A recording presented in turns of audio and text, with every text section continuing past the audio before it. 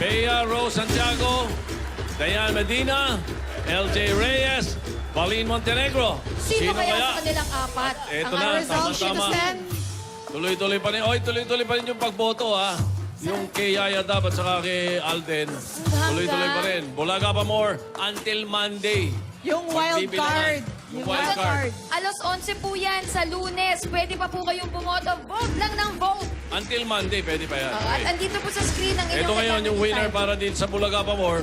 At ang mananalo ito, dedicated sa aking kumpare, Yes. si Congressman Rudy Pariñas. Happy birthday, pare. Happy birthday. Paring Rudy, oh.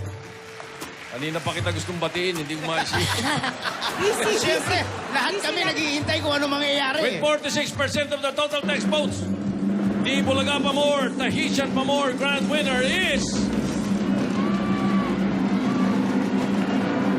Dayan Medina. Congratulations!